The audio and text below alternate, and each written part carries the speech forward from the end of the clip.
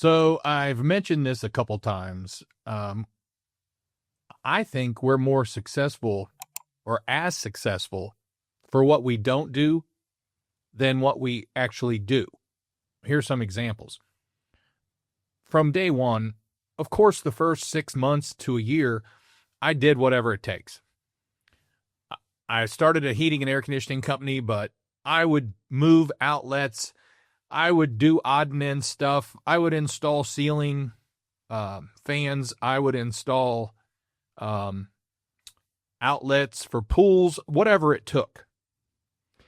But then it came a time where I decided we're going to focus on and try to do what we do best.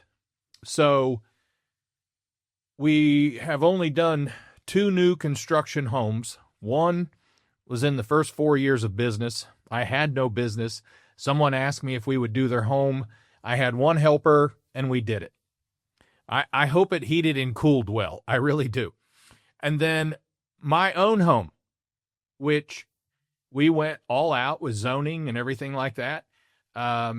It's good, but it's not what someone who specializes in new construction could have done for me. So we don't do new construction. We don't do fuel oil heat. And there's a handful of it out there, but we chose not to service it or install it. And we don't do commercial.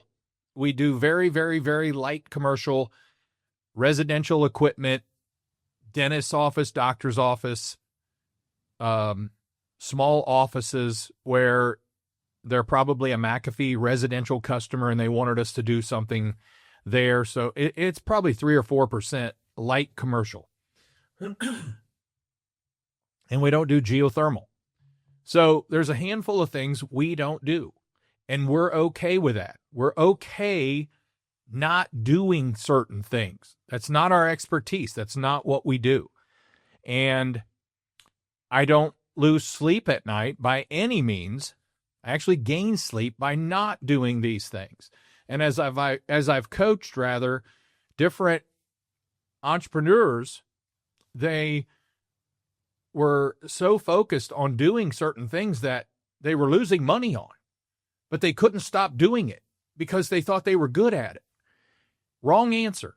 Wrong answer. Stop what you're doing if it's not making money. Completely stop what you're doing if it's not making money. And some people will say, well, it gives us cash flow. It's made up, pretend cash flow. Because if it's not netting you profit, you're losing money doing it. Stop doing it.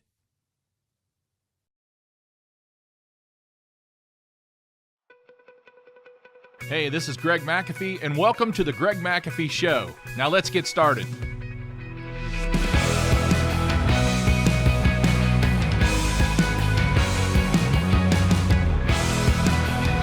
Hey, welcome back to the Greg McAfee Show, where we discuss steps to successful entrepreneurship, how to take your business to new heights, new levels, and ultimately follow your dreams.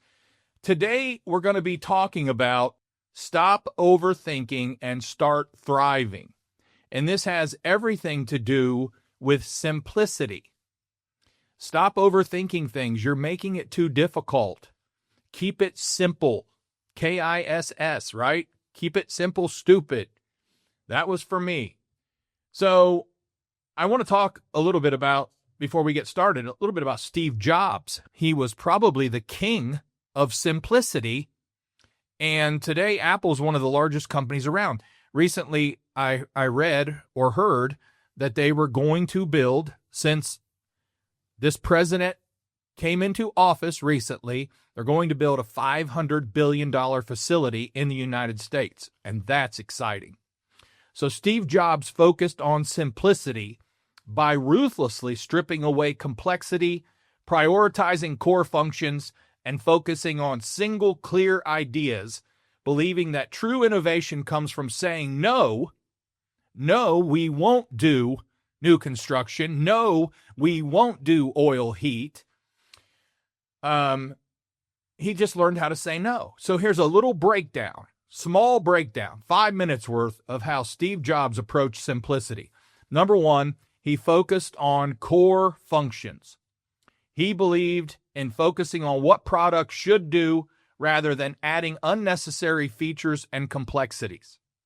And number two, he called it the simple stick philosophy.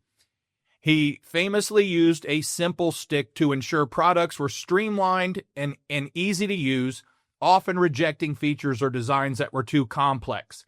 So there was a lot of cool designs that they had come up with, and Steve said, no, too difficult, don't want it. And then he minimalized.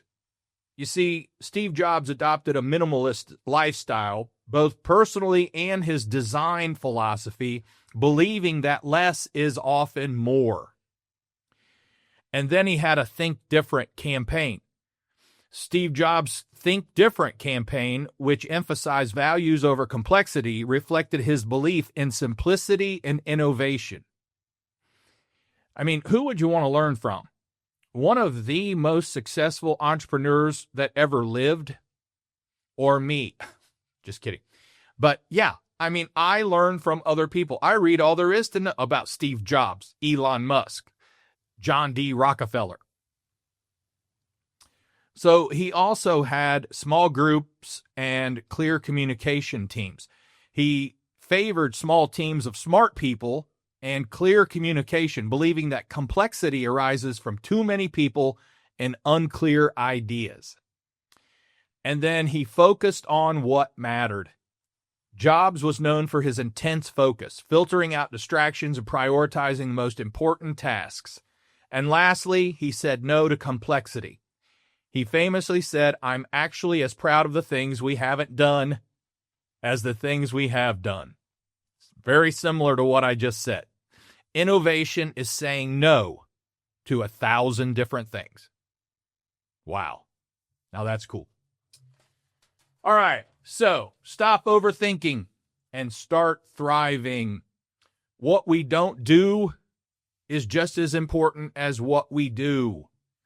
Here are some clear, 7 of them, insightful reasons why individuals who apply simplicity to their lives and business achieve greater success and stay way ahead of everyone else. And number 1 is more effective decision making. You see, with fewer complexities, decision making becomes quicker, more precise, easier. It creates momentum and allows progress to take place quicker. So, how do you guys make decisions? Do you just make decisions on your own? Do you bring in your team? If you have a small team, even if you have a large company, you should still have a small team of leaders, smart people. Hopefully your leaders are smart, that come in and help you make effective decisions and keep it simple. And then number 2, reduce stress and increase productivity. By simplifying tasks and obligations, stress levels decrease, which results in higher energy, productivity, and creativity. So simplify the tasks. Make them easier. A lot of times I tell guys, you're making it way too hard. We're heating and air, plumbing, electric, lawn care, landscape, roofers, home improvement companies. Don't make it so hard. It's not rocket science, guys. Keep it simple. Just keep it simple. It's much easier to operate a simple business than a difficult one. And number 3, adapting quickly, which we are known at McAfee for 35 years. I started it in the garage. I started this philosophy in the garage. Adapting quickly, sense of urgency, quick sense of urgency. We have a sense of urgency like no other. You see, simple systems and clear processes enable adapting swiftly to new opportunities or unexpected changes, maintaining a competitive edge. It also goes back to what I say all the time to my team: make a decision, right or wrong. Make a decision quickly. There's sometimes you got to make a quick decision. There's other times you get more time to think about it. But most of the time in our world, make a quick decision. Customer wants the unit moved. They're not happy where it's at. Move it. If possible, move it. Customer doesn't like where the thermostat is. Move it. If possible, move it. So, adapt quickly. Have a sense of urgency. Number 4, greater consistency. You see, simplicity discourages repetition and effective habits and strategies. Generating consistent results over time rather than sporadic wins. See, sporadic wins don't do much for me because they're sporadic. Yeah, you take it and run with it, but it's sporadic. I want consistent. I want to win consistently. I don't want to have one great year. I'd rather come down a notch and have many, many, many good years. I don't want one great year and then come back down here. That's a sporadic win up here. I want consistency. You're gonna have this. I want consistency in this level. You got this level to work with. This is what I want right here. That's consistent. And number 5, accelerated learning and growth. You see, simpler approaches enable fast evaluating. I'm a pretty fast guy. I like to get things done fast. I have to have them done correctly, but once you learn a system, you should be able to do it relatively fast and do it right. If you're a rookie in your first year, you're not going to be that good at fast and right. You can be fast and wrong, or fast and poor workmanship. But when you've been doing this 3, 4, 5, 10 years, you can go fast and get it done right. I don't care if it's an install, a service call, air duct cleaning, plumbing, whatever it is. Installing a toilet, installing a sink, whatever it is. When you've been doing this 3, 5, 10 years, you ought to be pretty quick and do it right. Don't cut corners. You've got enough experience. You don't have to cut corners to do it fast. So I'm a pretty fast individual, and I push people along to get done quicker. Quicker means higher profit. Sorry, but that's the way it is. I'd rather give bonuses to get done quicker than to pay someone to work too long. So accelerate learning and growth, and learn quickly, too. Learn quickly. In today's world, with the internet and all the apps we have on our phones and all that kind of stuff, and the group texts and all that stuff, it's fast, man. It should be faster than we've ever been. And then we've got number 6, stronger emotional and mental health. This is important too. Simplicity fosters mental clarity and emotional stability. When it's simple, it's much, much easier to understand, and it doesn't fog your mind, and you have more emotional stability, and you have more effectiveness even under pressure because your mind's clear.